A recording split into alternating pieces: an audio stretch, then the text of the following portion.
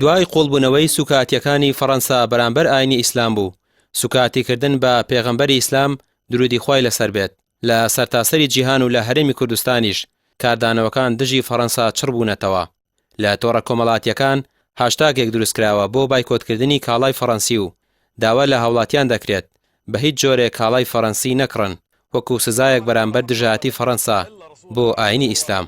هەموو تاکێکی مسلمان لە جیهانی ئیسلامی ئەتوانێت دەستکا بە بایکۆتکردن، یعنی تۆ ڕەتفعلی خۆت لەسەر شانی خۆتە بێ خۆت جێبەجێکی. بۆیە مهمترین شتەوەی کە ئەلەقل یعنی لایەنی کەم بتوانی بایکۆتی ئەو کاڵانە بکەیت کە لە وڵاتی فەڕەنساوە هاوردە کراوە، یاخود ئەو مارکە فەڕەنسیانی کە لە جیهانی ئیسلامیا کاری لەسەرەکەی. بۆ نمونە هەم وەکو براندەکان وەکو کارفور وەکو ئەو شوێنانی ترکە کۆمەڵێک خواردن و ئەنواع وەشکاڵ پێویستی ڕۆژانی مرۆڤن کە تۆ توانیت بەدیلەکەی بەکاربێنی کە کارێکی زۆر سادەی بەڵام بە دڵنیایەوە گەر هەمومان پێکەوە کاریگەریکی زۆر گەورە بەجێڵێ بەرامبەر بە وڵاتی فەڕەنسا تاوای لێ بکرێ بتوانرێ عەلەلەقەل شعورێک بیانگرێت یاخود اعتیزارێکی دەولی بێنێتەوە لە مۆزوعەوە لەسەر ئاستی جیهانیش کاریگەریکی گەورەتر بەجێبێڵێ ئینشاءڵڵا. ڕۆژ ئاوا من وەکو خۆم هەرەوەی لێ چاوەڕێیەکەم بکرێت ئەو جاردانی مافی مرۆڤشتانە تەنها لە مەسلحاتی خۆیان بەس تەنها بەکاری هێنن، هیچ شتێکی نییە بە شاعیرێکە بۆ داژێکردنی وڵاتان و شتێکە نییە.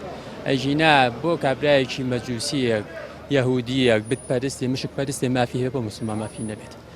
باشە بۆ کاتێکە شتێک ئەبێ مسڵمانێک کارێکە کا شتێکەکە دنیای لێ هێنە جووا، بەڵام بۆچی یعنی تۆ تا قەت و ئاماچە هەتا هەڵی سی ڤیدیۆیەکمە کرد لیان ئەیان کوژن سیژنیان ئەکەن ئەنج ئەو بێڕێزیە بۆ لە سێمە کەس نایەتە جواب کەس نایەتە جواب سێریگە فەرمووی یوئێنێک بە ناو نازانم ویلایەتەیە گرتووە کام شتە زلهێزانە بۆیە کەس نایەتە جواب لەسەر هینە کاکە خۆ مسڵمانیش مافی هەیە.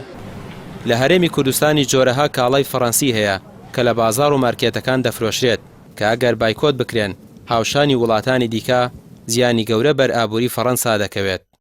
بەتەکید ئەوەی کە فەڕەنسا و بە تایبەتی لە سەردەستی ماکرۆن سەرۆکی ئێستای فەڕەنسا ئەم خولەی دەکرێت کارێکی ناشایستە و نەگونجاوە.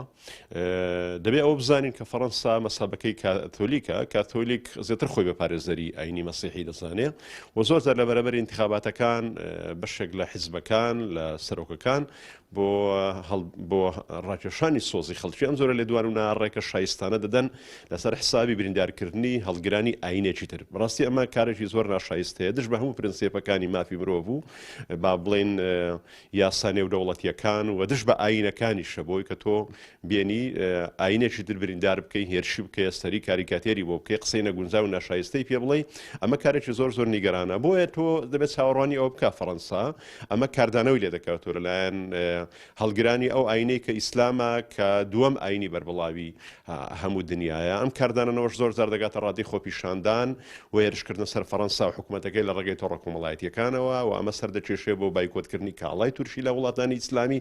بۆیە هەموو ئەم حالەتانەدا حالەتێکە کە دەکرێت ڕوو بدا بۆ ئەوەی کە بە شێوەیەک لە شێوەکان فەڕەنسا ناچار بکرێ ئەم جۆرە هەنگاوانە واز لێ بێنێەوە ڕێز لە هەموو ئاینەکان پێکەوە بگرێ و ئێستا بە ملیۆنان جالی مسلمان لە وڵاتێکی وەکو فەڕەنسادایە لە وڵاتانی دراوسەیدایە.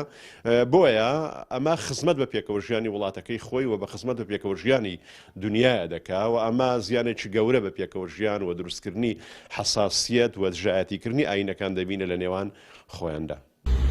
لە دوای ئەوەی باشکرا لە وڵاتی فەڕەنسا کاریکاتێری پێغەمبەری ئیسلام لە قەرەباڵغترین شوێنی شار هەڵواسرا و سوکاتی پێکرا، وڵاتانی جیهانی ئیسلامی ئەم کاریان بە بێڕێزیکردنی گەورە زانی بەرامبەر بە ئاینی ئیسلام.